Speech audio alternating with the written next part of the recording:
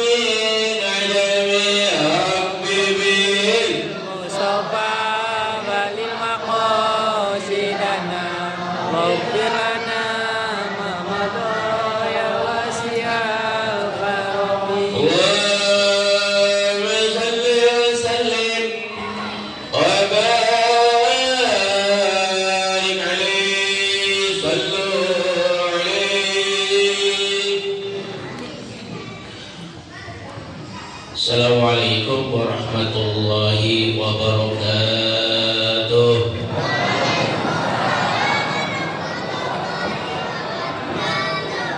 Ibu-ibu kagak ada suaranya, ibu-ibu. Saya pakai bambu begini kayak Mama Dede. Curhat dong.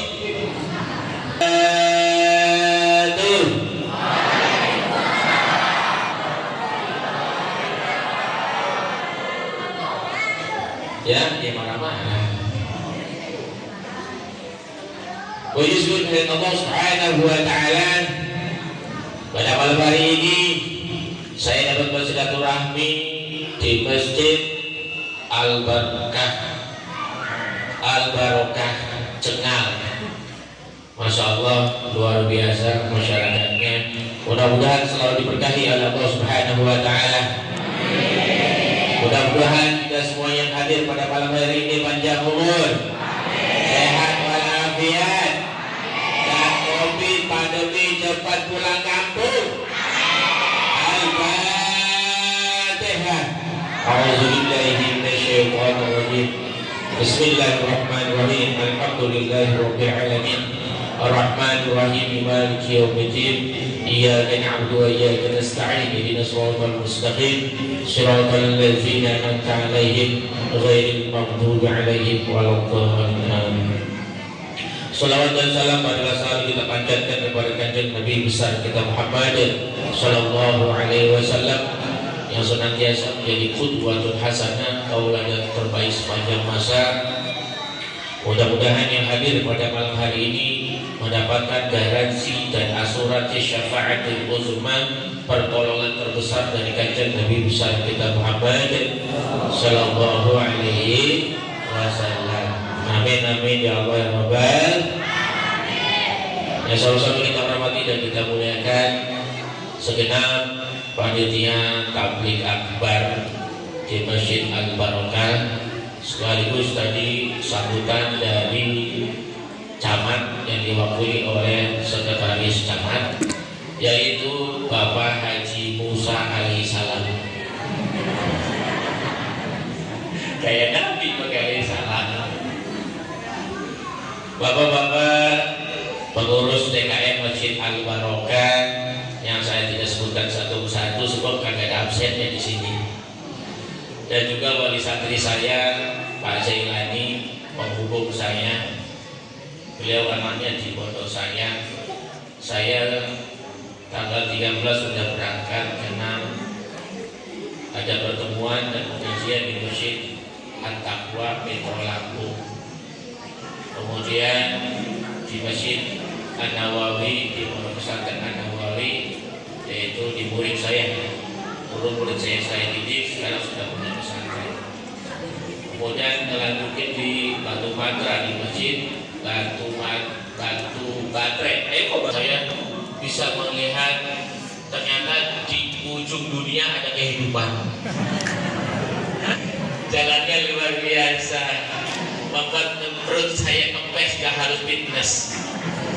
Alhamdulillah. Besok habis ceramah Begini nih sekda langsung lapor kepada Jokowi.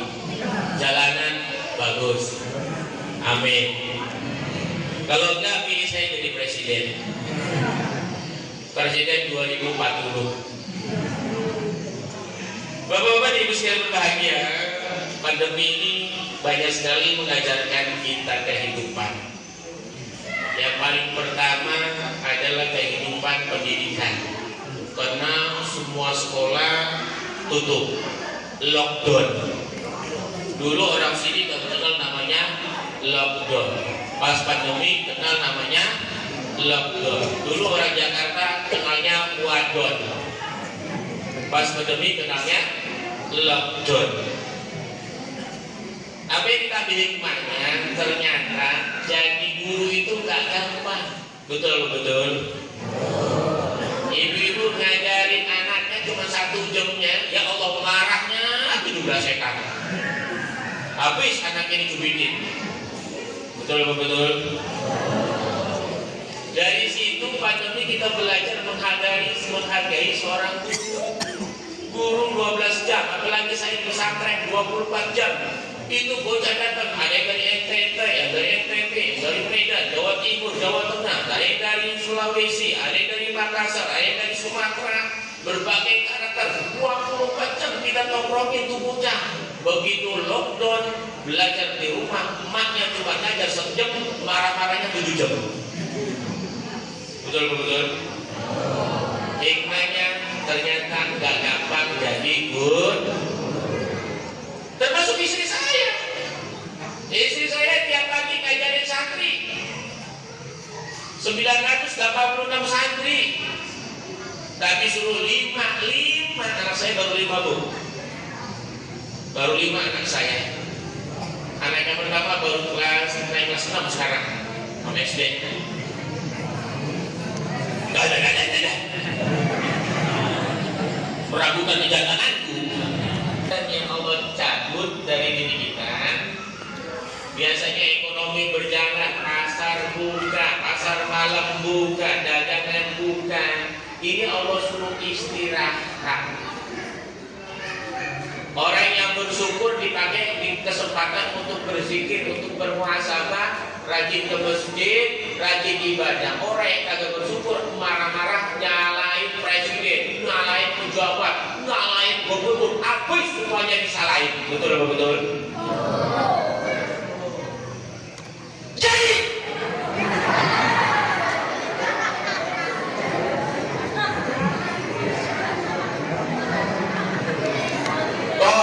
Abi Ali ceramahnya galak, bukan galak, haus kagak dikasih air. Ya Allah, masa saya kasih air putih, kasih teh apa?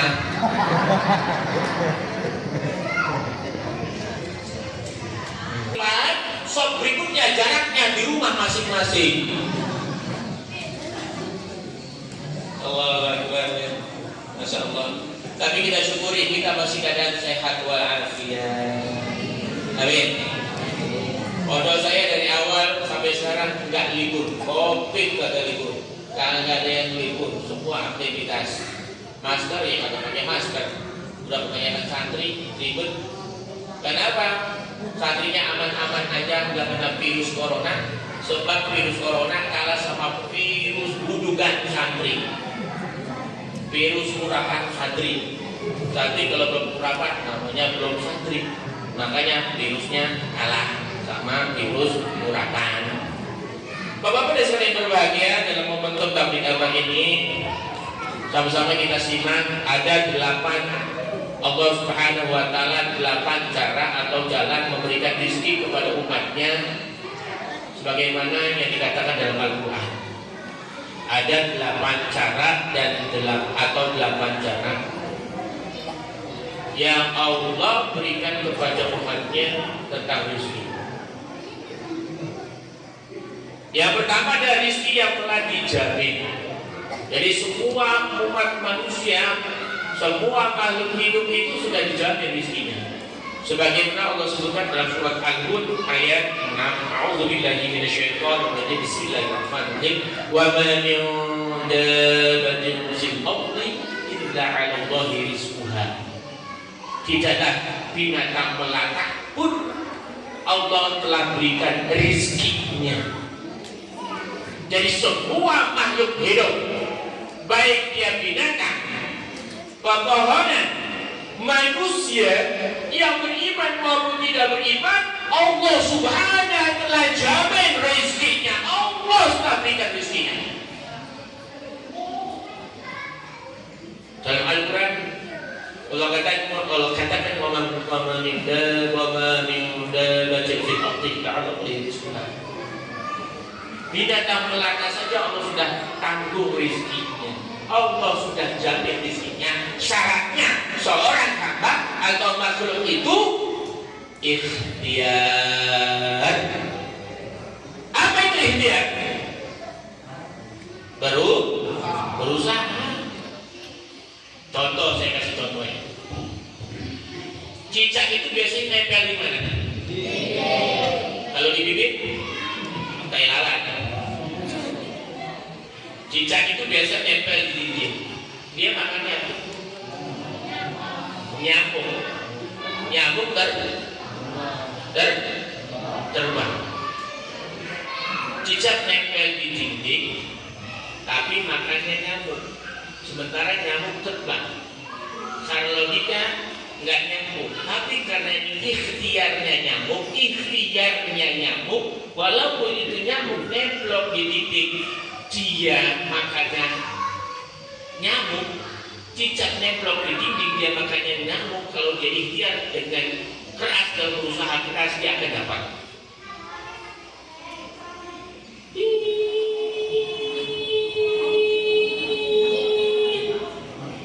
Ya kan?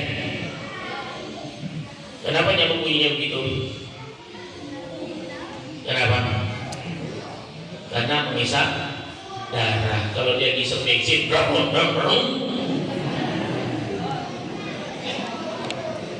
cicak nempel di dinding. Ini logika kita. Betapa Allah sudah jamin rezeki kita. Nyamuk terbang, tapi karena ikhtiarnya seekor cicak, itu nyamuk bisa dimaksa. Betul. Binatang. Saya kalau udah batuk begini pengen minum teh hangat.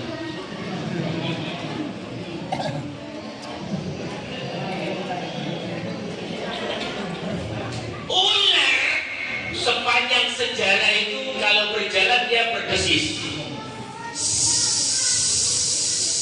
Betul. Tapi ketika dia ikhtiar, dia maksimal. Ketika dia berusaha, dia maksimal.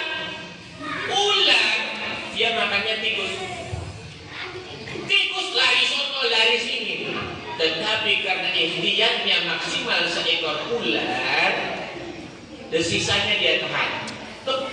Dia tidak mendesis, tapi dia tampil elegan.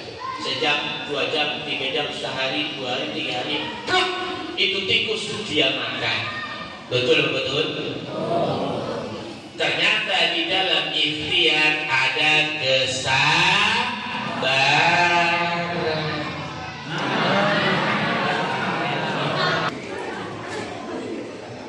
Di dalam ikhtiar itu konsepnya harus ada kesabaran. Kalau orang dagang nggak ada sabar ya bangkrut. Tukang sayur keliling dari pagi dia keliling kampung, keliling dia sabar. Karena ada ikhtiar dia pasti ada yang beli. Sebab rezeki itu tidak akan pernah ketukar. Sehebat-hebatnya kita buat burung walet, secantik-cantiknya kita buat sarang burung walet, kalau bukan rezekinya walet itu nemplok, nggak bakal ketukar. Kalau bukan rezeki. Tapi yang jelas Islam mengajarkan kita rezeki sudah dijamin. Hatta binatang ternak pun, tapi kita harus ikhtiar di dalamnya ada kesabaran. Betul. Allahu Akbar. Ya. Ada orang tanya sama saya, Abi, itu kok orang-orang Cina pada kaya ya? Kok kita orang Islam banyak yang bismin? Saya jawab, sifatnya Allah itu Ar-Rahman. Ar-Rahman Maha Pengasih. Sifatnya Allah Maha Pengasih. Allah kasih. Yang orang Kristen kasih, orang Cina kasih, orang Batak kasih, orang Islam kasih. Semua dikasih oleh Allah karena sifatnya Allah adalah Ar-Rahman. Tapi sifat Ar-Rahim, penyayangnya Allah hanya kepada hambanya yang mukmin. Betul. Kenapa orang tidak kaya? Sebab dia ikhtiar. Ikhtiarnya maksimal. Sabar. Orang kita kebanyakan kagak sabar, pengennya instan, kerjanya sedikit, pengen kasih kan, pengen cepet kan, pengen punya duit mah, akhirnya pengen kaya, pengen punya duit banyak, kerjanya instan alias nuyul. Rezeki Allah sudah ditanggung, ya, nggak bakal tentukan, udah dijamin kalau kita mau ikhtiar. Yang kedua, rezeki yang tidak terduga. Sebagaimana Allah sebutkan dalam surat Al-Talaq ayat 2, A'udzubillahi minasyaitonirrajim, Bismillahirrahmanirrahim, penghujung ayat 1 dan ayat 2. Wa may yattaqillah yaj'al lahu makhraja, ayat pertama. Wa yarzuquhu min haitsu la yahtasib. Ada rezeki yang tidak ditentukan. Artinya Allah berikan kepada seorang hambanya itu rezeki dengan tidak disangka-sangka dan tidak terduga. Syaratnya kan? Wa may yattaqillah. Syaratnya ketika Allah berikan kepada kita rezeki yang tidak disangka-sangka itu adalah kita harus bertakwa kepada Allah. Apa itu takwa? Kita mengerjakan perintah Allah dan meninggalkan segala larangannya. Apa perintah Allah? Salat. Salah satunya perintah Allah adalah salat. Kata Rasulullah, "Man taraka salata muta'ammidan falyatabawa maq'adahu minan nar." Barang siapa yang meninggalkan salat dengan sengaja, maka silakan kambingnya di neraka. Ibu-ibu ada yang pernah turun ke neraka? Bu, pernah turun ke neraka? Hah? Pernah jalan-jalan ke neraka? Kalau Allah diberikan kita rezeki yang tidak disangka-sangka, syarat utama adalah kita takwa kepada Allah. Salah satunya takwa kepada Allah, kita mengerjakan perintahnya. Salah satunya sholat. Ada orang kaya, bukan galak, bu, lapar, tapi makannya ditakerin. Tahu ditakerin? Di Tangerang itu banyak kan? Banyak kan? Di Tangerang itu ada orang paling kaya, punya kontrakan 400 pintu, pintunya doang.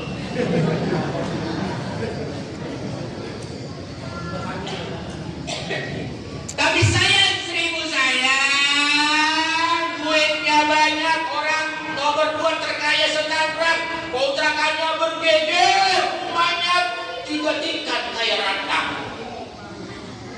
Mobilnya Fortuner, Valzero, berjejer kayak orang kontrakan. Tapi sayang, 1000 sayang, kalau makan cuman labu siam direbus. Makan siang cuman labu siam direbus, makan malam cuman kentang direbus. Pernah sekali-kali pengen makan sate, malamnya langsung dibawa ke UGD. Enak gak begitu? Orang kaya begitu enak apa tidak? Ini menunjukkan orang kaya yang kurang berkah. Kenapa? Satu sisi dia kasih harta yang berlimpah, satu sisi lain dia kasih musibah. Ingat, apa menyebabkan harta kita tidak berkah? Yang pertama, saking ilahi telah memberikan rizki segalanya. Apapun yang dia inginkan dia penuhi. Tapi sayang, seribu sayang, ketika azan berkumandang, dia tidak pernah, tidak bergegas ke masjid, tapi sibuk urusin dagangannya, sibuk ngitung duit, sibuk ngitung utangnya dan lain sebagainya. Sehingga waktu zau barakatuh min ummihi, Allah cabut keberkahan hidupnya. Masya Allah. Nauzubillah dari uang banyak, harta berlimpah, maka diukurin, nyicipin pentol bakso aja satu, langsung masuk rumah sakit. Enak gak begitu? Enak gak hidup kayak gitu? Ya Allah, kita hidup sederhana, tapi waktunya sholat kita tunaikan sholat berjamaah, waktunya puasa kita puasa. Ya Allah, cuma dikasih rezeki sama Allah, nasi anget doang, sama ikan asin, sama sambal terasi, sebelahnya ayam bakar, enak makan.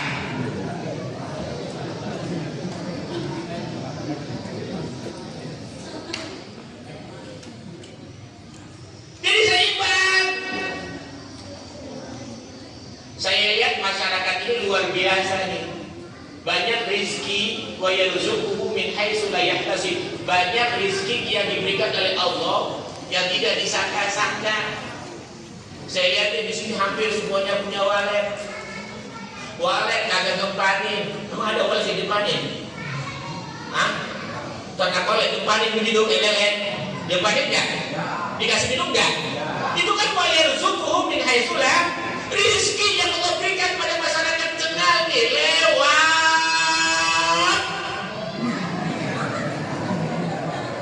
walet.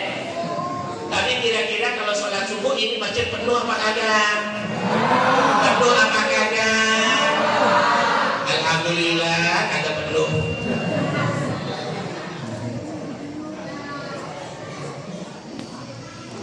Makanya apa?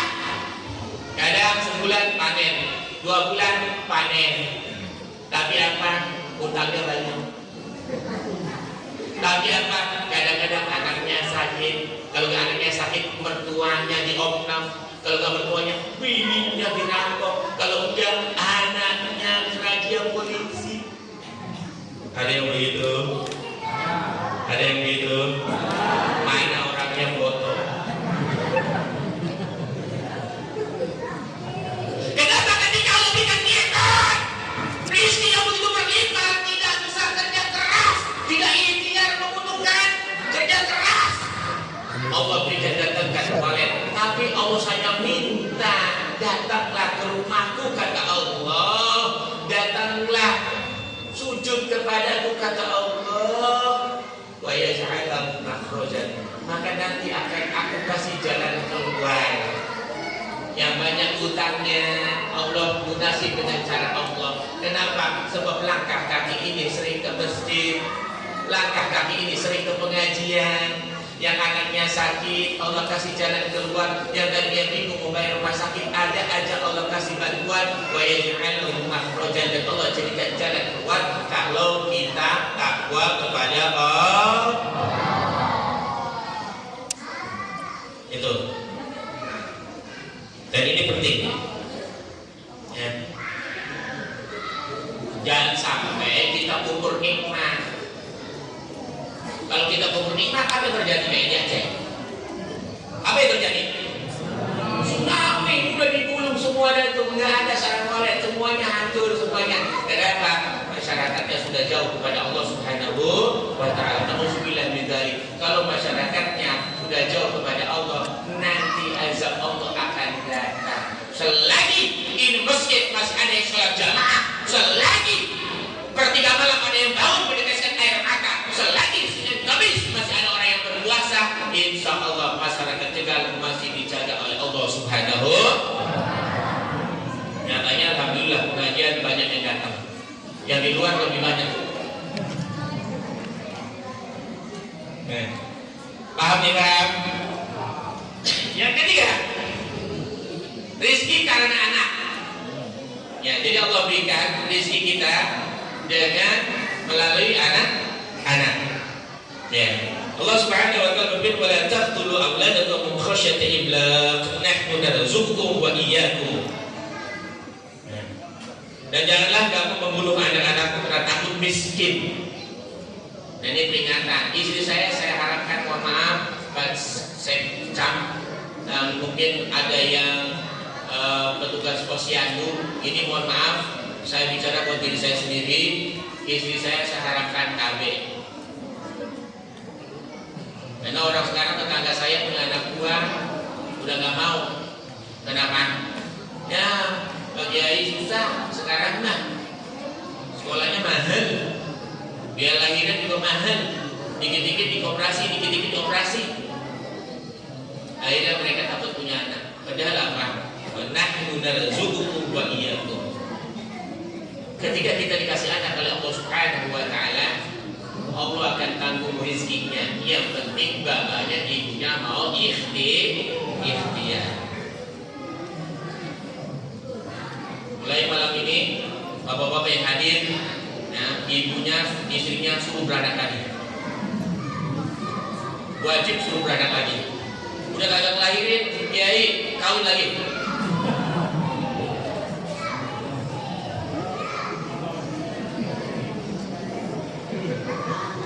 Kenapa? Punya anak dua.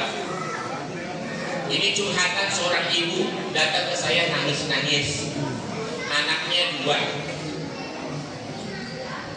Yang pertama terjerat narkoba, masuk penjara.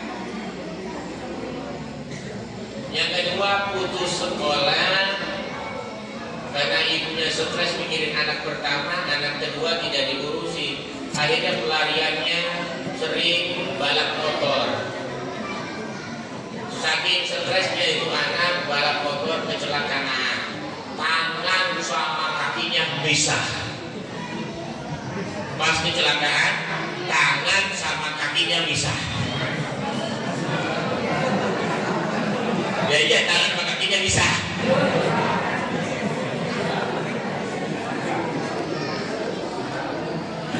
Datang ke saya nangis-nangis, Kiai, kalau saya udah stres banget, anak saya pertama di penjara narkoba, anak saya yang kedua kaki digelas motor, emang kenapa? Sering ngetrek kalau malam minggu. Saya bingung, ini nanti kalau saya ngaji sampai ngaji, nangis susah banget. Makanya pendidikan agama penting. Pesantren itu penting. Bapak saya ini orang tua saya, Bu.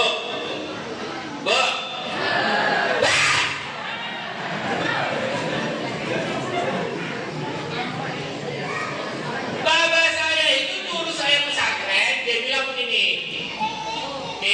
Bapak nyuruh ke pesantren bukan lo jadi kiai atau jadi ustaz, itu terserah Allah. Yang penting nih, gua mati, lu pada ngajiin. Gua udah meninggal dunia, lu pada doain. Itu doang, gua mah. Kan enak banget nih. Pak Sekjam punya anak 3 misalnya. Pak Sekjam meninggal dunia. Contoh. Contohnya Pak Sekjam meninggal dunia. Anaknya 3. Begitu sudah terwujud aku, anak yang pertama bacain surat Yasin. Sebab ketika ruh kita ini sudah terlepas dari jasadnya, setelah kita terwujud kaku, ruh berada di atas dada si mayit. Dan si mayit, ruh si mayit tahu siapa yang datang menyenguk, nelayan si mayat. Anaknya baca Quran atau tidak, saudaranya siapa yang tidak datang, ruh itu tahu. Dari mana? Dari kitab Aqaid al-Islamiyah karang Syekh Muhammad Syekh Syafiq dalam bab Ar-Ruh, dan Ibnu Taimiyah dalam kitab judulnya Ar-Ruh dijelaskan. Ketika kita meninggal dunia, ketika roh kita dicabut,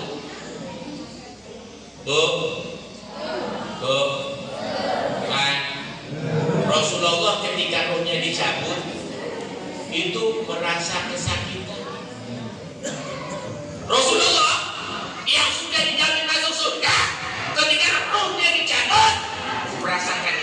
kesakitan sampai Rasulullah minta diambilkan air dingin sama Aisyah Ummul Mukminin, kemudian dituangkanlah air bekas susu di gelas, kemudian diambilkan air dingin. Rasulullah merendam tangannya, Rasulullah sampai mengucapkan la ilaha illallah innal mauta la syakarat, tidak ada Tuhan selain Allah, bahwasanya kematian itu ada masa sekaratnya, sakit rasanya, sampai Rasulullah mengatakan mulai saat ini dan seterusnya rasa sakit umatku sakaratul maut aku yang tanggung. Saya bukan marah-marah pengen minum susu. Jadi ketika Rasulullah meninggal, Rasulullah merasakan rasa sakit. Sampai Rasulullah mengatakan rasa sakitnya sakaratul maut umatku aku yang nanggung, kata Rasulullah. Makanya Rasulullah mengatakan dalam riwayat Salman Al-Farisi, ini dalam kitab yang saya temukan Sakaratul Maut karena Syekh Muhammad ada diri, dulu saya buku dikasih oleh murid saya itu. Jadi perhatikanlah 3 hal ketika kematian si mayit. Pak,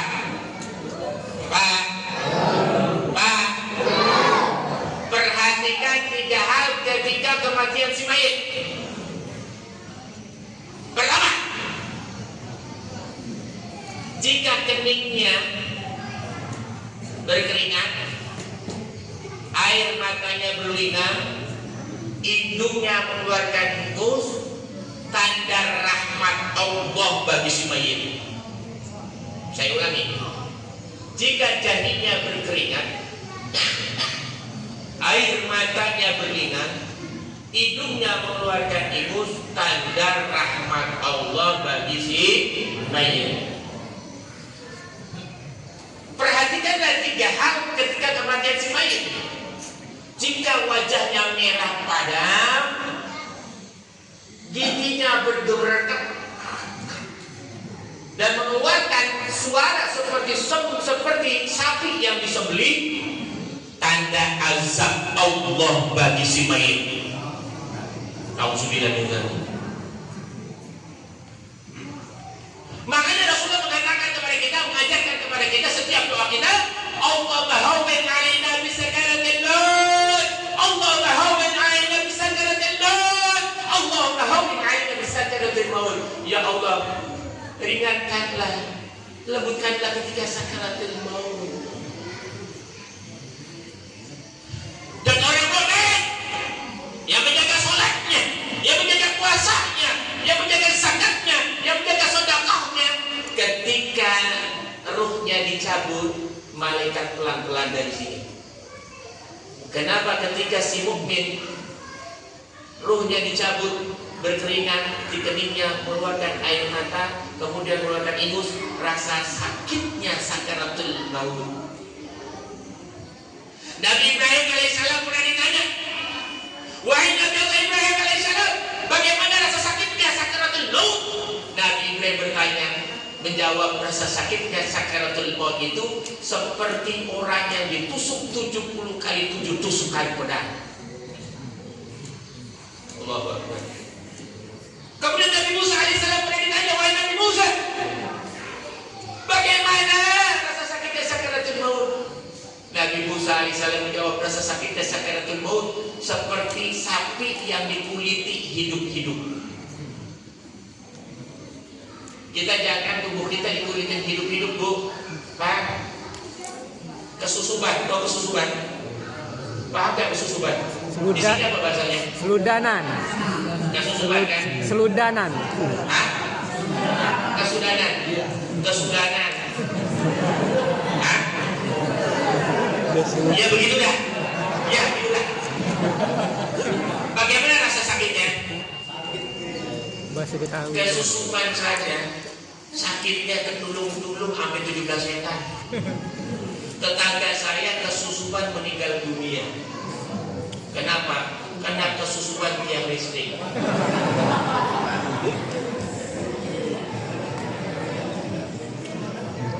Allahu Akbar. Mudah-mudahan kita husnul khatimah semuanya.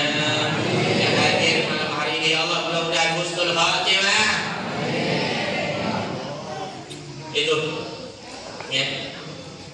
Makanya Allah berkasih kenikmatan. Saya perhatikan, saya jalan-jalan, orang sini sebenarnya Allah kasih kenikmatan banyak. Enggak pakai kayak orang Jawa. Orang Jawa dulu nanam padi. Saya lihat di Jawa itu semuanya bapak-bapak, ibu-ibu nanam padi mundur semua. Iya, nanam padi mundur semua. Maju habis padi. Orang sini nanam padi maju semua ya. Maju itu di Jawa. Kerja keras. Kalau di Jawa itu, ya Allah, saya lihat di sini 1, 2, 3 bulan sudah panen, dapat duit kipas-kipas, tinggal ibadah doang, ngeramein masjid, loket kagak mau, najis terlalah. Ayo ramekan masjid, ramekan majlis. Sebelum ya Allah kuburkan iman kita, Allah azab kita dengan tsunami, nauzubillah min dzalik ya Allah. Ini Allah kasih nikmat banyak ini sama orang Tegal ini. Ya Allah. Apalagi kata Pak Sekca, ibu-ibu di sini kalau lahiran nggak pernah keluarin duit. Betul. Iya, ibu-ibu di sini kalau lahiran nggak pernah keluarin duit, keluarin bayi. Betul Pak Sekca. Allahumma shalli ala sayyidina Muhammad. Kemudian karena istighfar. Allah perpanjang rezeki kita dengan sebab kita istighfar. Maka saya berusaha bagi diri saya jangan pernah putus istighfar, kecuali ini pengajian. Waktu luang saya gunakan untuk istighfar. Apa kata Allah? Faqul tastaghfirur rabbakum innahu kana ghaffar. Maka untuk berkata, mohon ampunan kepada Tuhanmu, sungguh Dia Maha Pengampun. Yusilis sama alaikum bidroro, niscaya Dia akan menurunkan hujan yang lebat dari langit kepadamu.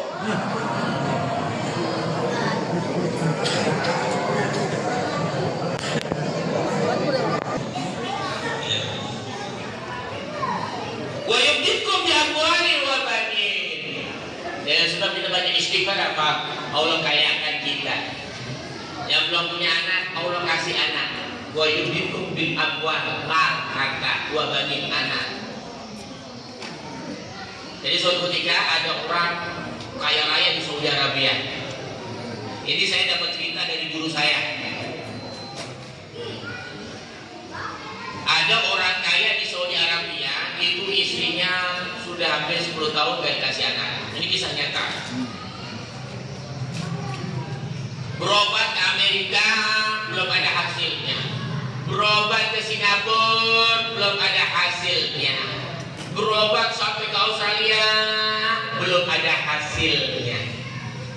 Sampai udah habis duit ratusan juta, bolak-balik keluar negeri. Suatu ketika suaminya lagi mau berangkat kerja, lalu dibukalah channel di radio di mobil Sautul Quran, Sautul Quran, suara Al-Quran. Lalu di situ ada tafsir pembahasan surat An-Nur ayat 10 sampai ayat 12. Faqul tastaghfiru rabbakum innahu kana ghaffara. Wa yursilis samaa 'alaikum midrara wa yumditkum bi amwalikum wa yumditkum bi amwalikum wa banin. Seketika apa? Mobilnya langsung belikan lagi. Kenapa? Dengan sebab kau istighfar, Allah akan kayakan kamu. Dengan sebab istighfar, Allah akan kasih kamu banyak anak. Pulang tuh sampai rumah, Allah, assalamualaikum, waalaikumsalam. Wahai istriku, mulai saat ini sudah nggak perlu kita ke Australia, nggak perlu kita ke Singapura, nggak perlu kita ke Amerika. Memang kenapa? Allah sudah kasih kita resepnya, obatnya supaya kita dikasih keturunan. Ngapain? Suruh banyak istighfar. Mulai saat ini, selepas duha, selepas sholat 5 waktu, malam tahajud, tidak ada amalan lain pun kecuali perbanyak istighfar. Lalu setelah 3 bulan berikutnya dinyatakan ini istrinya positif hamil.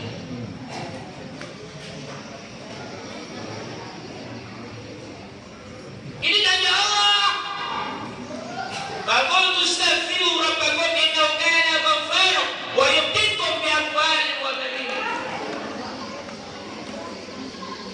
kisah dari guru saya juga tentang seseorang. Ini saya selalu ceritakan supaya apa? Supaya kita jangan lupa istighfar. Saya sepanjang perjalanan Jakarta, Lampung, Jakarta, Palembang tidak lupa istighfar.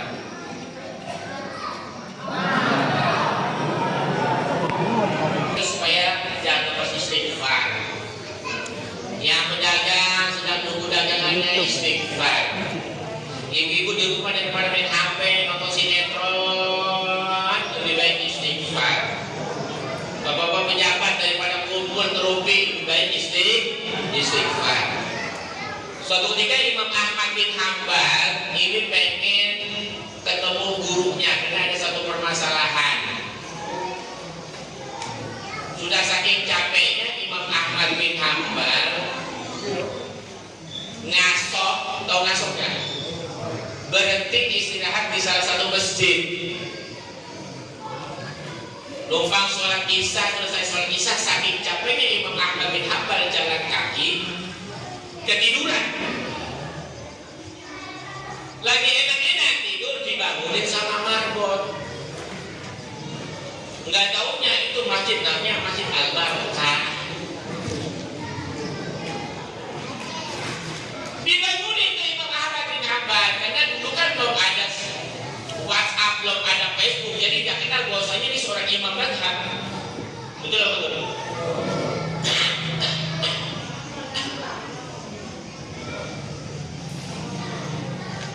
Kemarin ada yang nanya sama saya, itu bagaimana hukumnya cadar Ustaz? Saya bilang kalau hukum cadar itu menurut Imam Syafi'i wajib. Kalau kita begitu Imam Syafi'i, istri kita itu perempuan yang sudah balik wajib pakai cadar. Kalau dia begitu wajib Syafi'i, tapi Imam Hanafi cadar itu hanya sunnah. Tetapi Imam Jokowi masker yang wajib.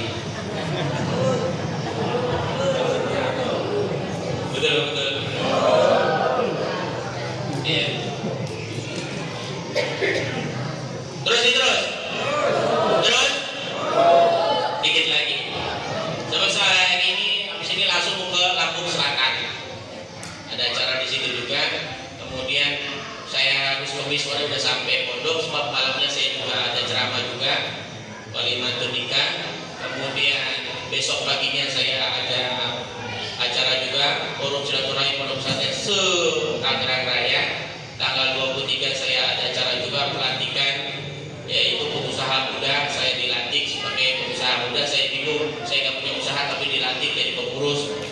Bismillah lah, mudah-mudahan dari ini jalan untuk usaha bisnis pesantren mudah-mudahannya. Kemudian tanggal 30 ada haulnya Gus Dur. Kebetulan pondok kita dijadikan tuan rumah oleh Kiai Sepuh dari NU. Akhirnya kita tanggal 30 ada haul Gus Dur. Tanggal 31 saya harus terbang ke Turki karena kita kerjasama pendidikan di Turki selama 15 hari. Pulang dari situ saya harus pergi lagi ke Jawa Timur. Mudah-mudahan sehat walafiat. Mudah-mudahan kalau panjang umur nanti sebelum Ramadan saya bisa kecengal lagi tabligh akbar akhir tarhib Ramadan. Mudah-mudahan. Kalau diundang, kalau nggak undang ya saya ke Malaysia. Lanjut. Ya. Kemudian apa? Tidur di teras masjid. Lagi udah rebahan begini, Imam Ahmad bin Hambal diusir lagi sama marbotnya. Pak, nggak boleh tidur di sini. Nggak boleh Pak. Udah saking ngantuknya Imam Ahmad bin Hambal kan bingung, diusir ke jalanan. Pas tahu itu ada orang diusir lagi tidur, tiba-tiba tetangga sebelah masjid tahu, langsung manggil, Pak, sini, udah istirahat di rumah saya saja. Karena Imam Ahmad bin Hambal sudah capek, sudah ngantuk, dia nggak pikir, nggak dibilang basa-basi, langsung aja, silakan Bapak. Tapi sebentar ya Pak, saya ambilkan minum dulu, dibuatkan air, dikasih roti semuanya, ngobrol. Kemudian Bapak silakan tidur di lantai 2, saya mau istirahatnya, saya mau melanjutkan pekerjaan saya, ini tukang roti. Lalu Imam Ahmad bin Hambal dia lihatin, mulai awal dia ngambil tepung itu terigu, yang ada di bibirnya umat kambing. sampai dia ngambil air, komat kamit, sampai dia ulebit itu, mulai nih adonan, dia komat kamit, sampai dia buat roti, dia komat kamit. Imam Ahmad bin Hanbal dia penasaran, akhirnya dia nggak jadi tidur, dia turun ke bawah. Assalamualaikum warahmatullahi wabarakatuh. Pak, kok belum tidur? Belum, saya sudah nggak ngantuk. Oh, kok bisa? Iya, saya mau bertanya, boleh. Dari tadi saya lihatin Anda ini dari pertama ngambil terigu, sampai ngambil air, sampai ngadonin, sampai jadi roti.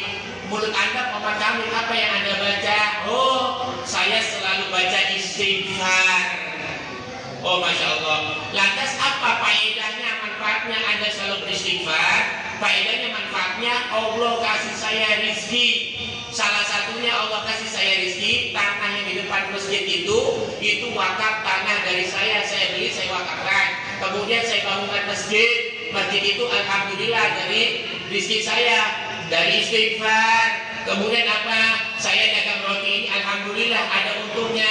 Ibu bapak saya hajikan, dan alhamdulillah dari dagangan roti ini bukan saja anak saya biayakan, anak yatim, anak bapak saya biayai, dan usaha roti saya. Masya Allah, luar biasa manfaat istighfar. Tapi satu Pak, permintaan saya yang belum dikabulkan oleh Allah selama saya beristighfar, apa? Saya pengen ketemu seorang imam yang kesayangan saya kagum banget, saya ngefans banget. Siapa itu? Imam Ahmad bin Hanbal.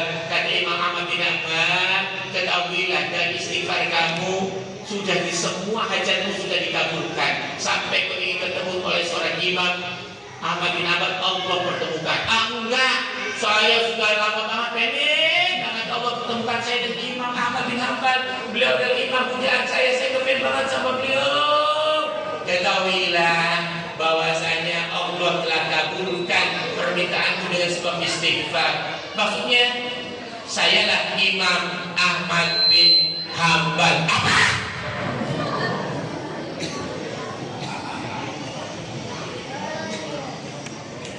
Karena banyak istighfar. Boleh malam ini, bapak-bapak yang punya hajat, banyak istighfar. Ibu-ibu yang punya hajat, banyak istighfar. Banyak rezeki Allah tambah. Sarang goyangnya banyak istighfar. Dagang laris banyak istighfar. Punya keturunan banyak istighfar. Anak soleh banyak istighfar. Janjinya Allah, faqul tustaghfiru rabbakum innahu kana ghaffara yursilis sama 'alaikum bidrara wa yumdidkum bi amwalin wa banin. Janjinya Allah tidak akan bohong dengan kita. Yang penting kita saya kalau 2 kali batuk dia pengen minum teh ini.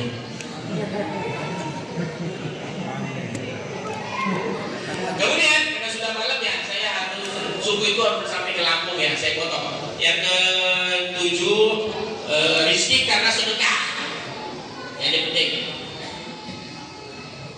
Kalau ahli sedekah sudah dipastikan dia kaya, tapi orang kaya belum tentu ahli sedekah. Betul, betul. Benar kata Allah, "Badzal ladzi yu'minu Allah qardan hasanah, fa yudha'ifu lahu adhafan katsira." Barang siapa yang meminjami Allah, artinya apa? Tidak bersedekah, maka yang tadinya kita sedekah, Allah akan lipat gandakan rezeki kita. Dalam ayat yang lain, wa athar amthaliha, dan Allah kasih rezeki yang kita sedekahkan 10 kali lipat dari rezeki yang kita keluarkan untuk sedekah. Bahkan kata Rasulullah, bertambah rezeki kita dengan sebab kita sedekah. Sepanjang saya membangun pesantren, jamaah saya rajin sedekah, kagak pernah jatuh miskin.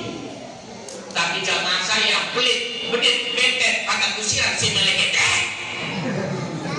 Begitu dia pensiun, sebulan, 2 bulan, 3 bulan, bibirnya udah menyon, kakinya udah diseret, alias baru datang ke saya, nangis Ustaz, mohon maaf ya,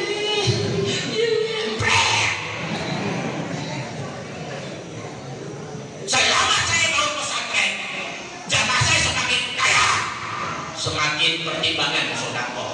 Contohnya Ada jamaah saya itu gajinya sebulan 132 juta.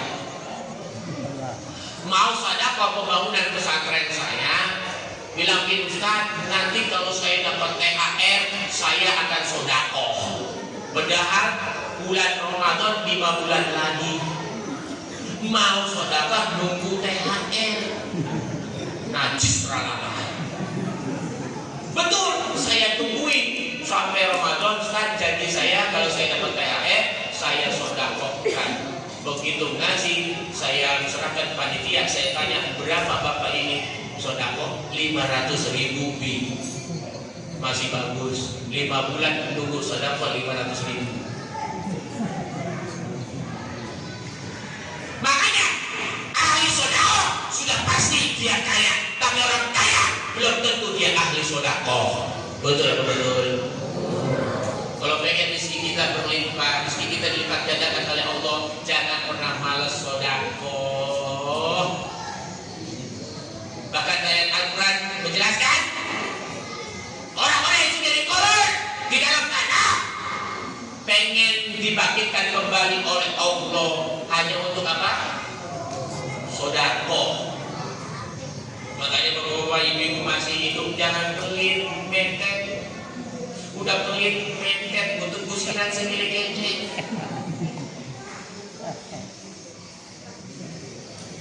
Tidak betul tuh ada baik kata ada luwihnya bin salamin. Jika kita pakai semuanya terputus kecuali 3. Sedekah jariyah. Jariyah itu artinya apa? Mengalir. Selama ibu ini masjid dipakai, ibu pernah nyumbang 1 sak semen, 2 sak semen, pembangunan pesantren, selama masih dipakai anak ini gaji sampai hari kiamat, pahala ibu terus menyambung.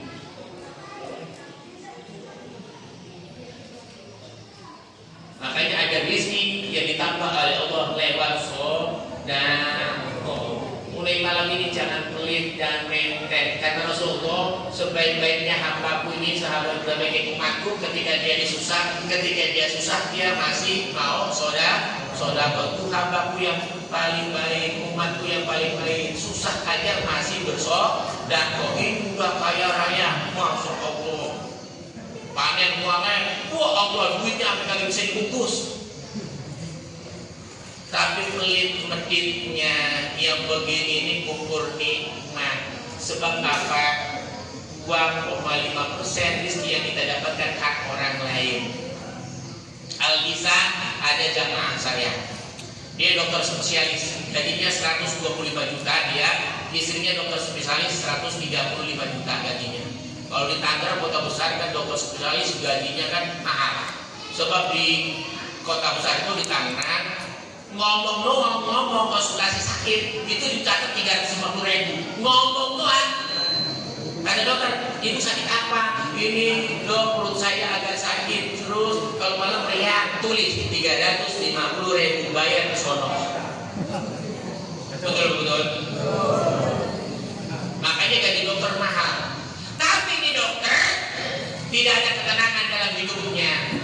Kenapa? Pulang dari rumah sakit yang ada berantem dulu sama bininya, urusan anak berantem, urusan pembantu berantem dulu, tiada hari tanpa berantem. Bukan rumahku surgaku, tapi rumahku nerakaku. Sampai ini dokter sampai mau bunuh diri di pohon toge. Sampai nulis pesan sama temennya, pesannya diantaranya jaga anaknya. Aku sudah bosan dengan hidup. Kata temannya bilang begini di telepon, emang lu mau mati? Emang lu udah siap anak lu jadi yatim, anak lu gembel di jalanan, anak lu ngemis di jalanan? Dia nangis. Udah begini aja, lu datang ke rumah Yaya Solihin, rumahnya di sini, alamatnya ini, lu datangin. Akhirnya tiba-tiba saya lagi ngajar di Darul Quran, saya sempat jadi murid Darul Quran sampai masuk. Itu jam 2, ada orang yang WA, yang SMS. Ustaz, kenalkan saya ini, saya ketemu Ustaz, kira-kira kapan? Kalau ketemu saya, dari habis subuh sampai jam 7, sampai jam 7 saya harus masuk pesantren. Akhirnya pada subuh orang ini datang ke saya, konsultasi kasih, saya Ustaz kayaknya udah pusing banget hidup Ustaz kayaknya. Saya tanya, memang Bapak kerjanya apa? Maaf Ustaz, saya dokter spesialis di salah satu rumah sakit ini. Masya Allah, itu mau rumah sakit orang kaya, orang susah masuk susah, di situ gak bakal bisa masuk. Ya rumah sakit bebas.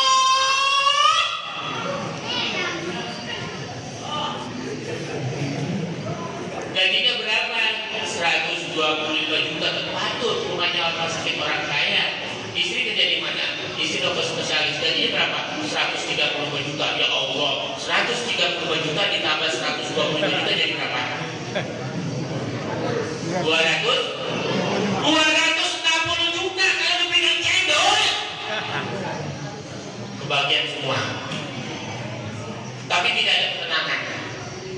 Saya tanya, begini Pak, mohon maaf, selama ini ibadah Bapak seperti apa? Dia malu-malu, dia tunduk. Ini mau dengerin gak sih kisah saya tadi? Ya udah, kalau dengerin saya pulang aja. Itu si dokter, dia tunduk malu. Bapak ibadahnya gimana? Maaf Ustaz, jujur aja saya sudah 5 tahun udah pernah sholat. 5 tahun udah pernah sholat. Orang yang nggak sholat Pak, kata Allah Pak, wa man a'rada 'an dzikri fa inna lahu ma'isyatan dunka, kata Allah. Barang siapa yang lupa mengingat aku, bukan marah-marah Pak, maka aku akan kasih kehidupan yang sampai yang soleh, walaupun dia gajinya 125 juta dan bininya gajinya 132 juta, seakan-akan kehidupannya sempit dan sulit karena lupa mengingat Allah. 5 tahun gagal sholat. Saya pesan nih, kalau ada orang sini kagak sholat, kalau belum mati tolong jangan kuburin. Iya Pak, orang sini kalau kagak sholat, kalau belum mati jangan kuburin.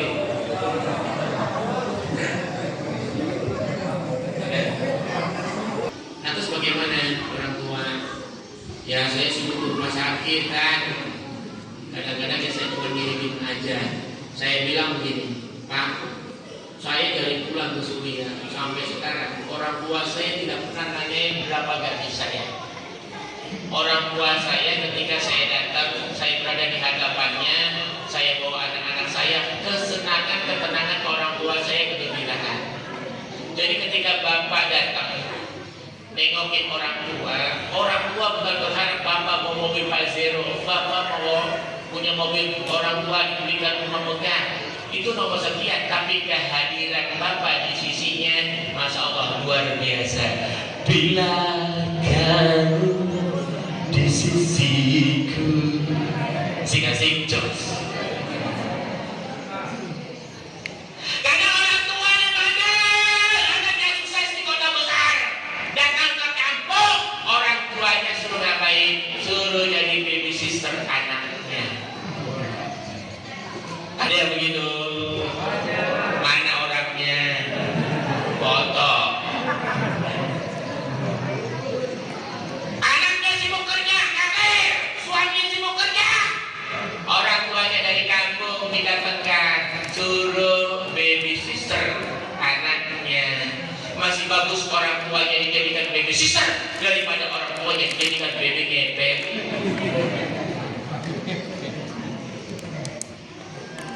Ya Allah, sekarang saya sedih sama tetangga saya itu cucunya 5 dititipin sama orang tuanya semua. Kasihan orang tuanya itu udah kurus kering. Ya Allah, kadang mau kondangan nih ibu itu datang ke saya, ya Dek, boleh pinjam uang, mau kondangan kayak enak malu. Dia bukan kondangan, yang lain pada kondangan. Lah emang anaknya kagak kasih boro-boro, dia bukan gajian lupa. Anaknya doang kita diserahin, kita capek banget, udah gajian mau kita lupa. Boro-boro kita diberikan. Kalau udah gajian mah anaknya, suaminya diajak ke mall. Pergi kemana? Ke mall. Orang tua tidak capek sampaikan doa ya Allah. Memang kasih sayang orang tua sepanjang masa, kasih sayang anak sepanjang segala. Kasih kesempatan orang tua di masa tuanya, dia beribadah yang rajin, yang khusyuk, dia ngaji, dia belajar Quran, agar kita mendapat pahala. Jangan dijadikan beban. Marahnya orang tua tercatat sebagai sumpah dan tebus sampai langit ketujuh, diambil oleh para malaikat langit dan bumi. Itu marahnya orang tua. Makanya kalau hidup kita nggak berkah, susah banget hidup kita.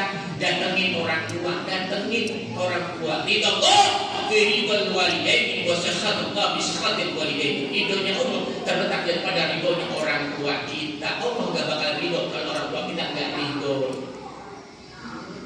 Suatu ketika ada seorang sahabat datang kepada Rasulullah, ya Rasulullah, hal baqiya alai an tabirra walidayya ba'da mamat. Ya Rasulullah, ada yang tersisa untukku untuk aku berbakti kepada kedua orang tuaku. Orang tuaku sudah meninggal. Jadi selama hidupnya kita belum pernah bahagia dengan orang tua kita. Kita malah kurang berbakti sama orang tua kita. Orang tua kita keburu meninggal. Apakah ada tersisa untukku untuk aku berbakti kepada kedua orang tuaku? Kata Rasulullah, bala, ada. Yang pertama, antakra'ul Qur'an fiha. Kamu baca Quran, pahalanya buat orang tua kamu yang sudah meninggal, boleh atau tidak? Boleh.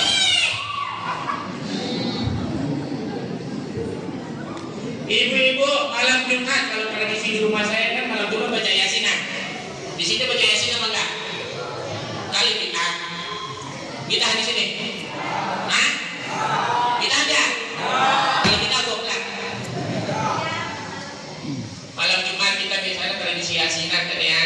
Ini niatkan ya Allah saya baca surat Yasin pahala buat orang tua saya yang sudah meninggal. Boleh apa tidak? Boleh. Kita baca surat Fatihah, ya Allah Fatihah buat orang tua saya sudah meninggal. Boleh apa tidak? Boleh. Kemudian yang kedua apa? At-tasaddaqu 'alaiha. Kamu bersedekah, niatnya pahalanya buat orang tua yang sudah meninggal. Boleh apa tidak? Boleh. Bapak-bapak sholat Jumat bawa duit 10.000, yang 5.000 niatkan pahalanya buat kita, yang 5.000 buat orang tua kita yang sudah meninggal di kota Ka'bah. Boleh atau tidak? Boleh.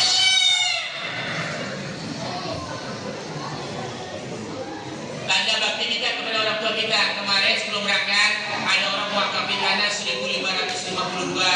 Ustaz, pahalanya buat orang tua saya yang sudah meninggal. Saya waktu masa hidupnya belum sempat berbakti karena saya sibuk sekolah, saya sibuk di kampus. Setelah saya lulus, ibu saya, bapak saya udah meninggal. Sekarang saya ada rezeki, saya wakafkan ini tanah. Nanti kalau saya duit, saya bangunkan masjidnya buat pesantren. Masya Allah, itu orang tua udah tinggal milih surganya di mana itu. Ya Allah, kalau ada anak seperti ini, enggak Allah kalau belum mati itu Allah jangan kuburin. Yang ketiga, an-tasilah rahimah allati la tasila biha. Kau sambung tali silaturahmi ketika orang tua kita sudah meninggal.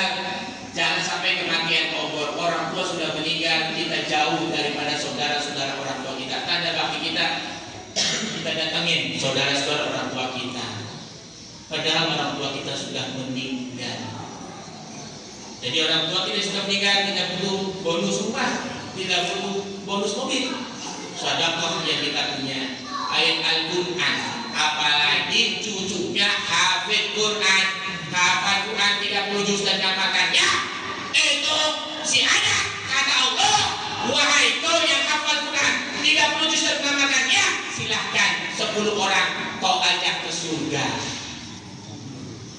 Masya Allah. Nggak rugi anak kita di pesantren tahfidz. Kenapa? Sebab tiap hari baca Quran. Pada subuh udah baca Quran, duha udah baca Quran, pada zuhur udah baca Quran, asar udah baca Quran, habis maghrib udah baca Quran, mau tidur mau baca Quran. Satu huruf pahalanya adalah 10. Begitu dia baca anaknya alif lam mim, 3 huruf berarti pahalanya berapa? 30. Apakah pahalanya buat si anak saya? Tidak. Perumpamaan seperti lampu. Satu lampu bisa menerangi orang sekelilingnya. Begitu juga anak kita yang pesantren tahfidz yang setiap hari baca Al-Quran, maka orang tuanya yang jarang baca Al-Quran kena sinaran pahala Al-Qurannya. Begitu ibu bapaknya meninggal, catatan amalnya dalam kitab sijil, namanya catatan amal kita kitab sijil, ternyata bonusnya banyak. Dari mana? Dari anaknya yang pesantren Quran setiap hari baca Quran, nggak rugi. Makanya ibu yang hadir pada sore hari ini, pada malam hari, bapak-bapak yang hadir, anaknya masuk ke pesantren saya gratis, dia bayar bapaknya.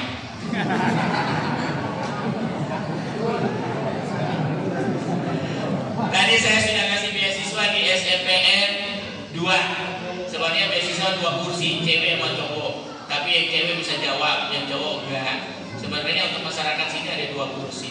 Tapi silakan yang mau mondoki saya, masuknya murah 5.480.000, tapi berdasarkan kemampuan. Abi Ali, saya cuma mampunya sekian, silakan. SPP-nya 700 buat sekolah, buat pesantren, buat program tahfidz, buat ekstrakurikuler, buat makan 3 kali makan.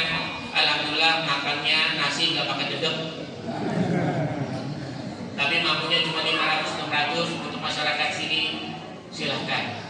Yang penting anak kita pesantren. Kalau kita mati nanti anak kita yang bacain Quran. Ya Allah, ruhnya kita itu senang, berinangan air mata. Kenapa? Karena kita meninggal dunia, anak kita yang ngajiin. Ketika kita meninggal dunia, tutup mata, anak kita yang doain.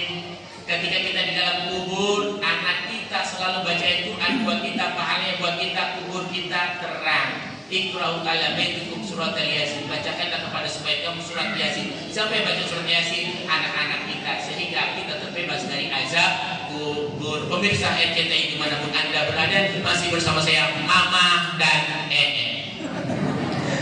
Kurang lebihnya saya mohon maaf apabila penyampaian ini kata-kata saya kasar, sebab saya bukan makhluk halus. Mudah-mudahan kajian singkat ini bermakna kepada kita, dan insya Allah saya janji mudah-mudahan panjang umur, sehat walafiat. Nanti menjelang Ramadan mudah-mudahan kalau saya diundang lagi, saya akan datang dalam acara tabligh akbar tarhib Ramadan. Mudah-mudahan ya. Mudah-mudahan panjang umur, sehat walafiat, dan bapak-bapak, ibu-ibu semua sehat walafiat, dan Pak Sekcap juga sehat walafiat. Dimudahkan rezekinya, ditambahkan rezekinya, ditambahkan juga bininya.